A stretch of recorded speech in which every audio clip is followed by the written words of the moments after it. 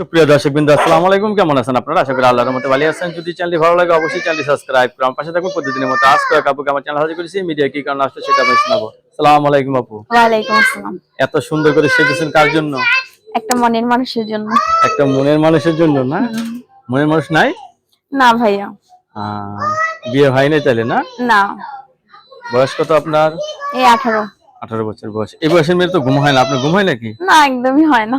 একদমই ঘুম হয় না না? রাত্রে একা একা থাকেন? হ্যাঁ।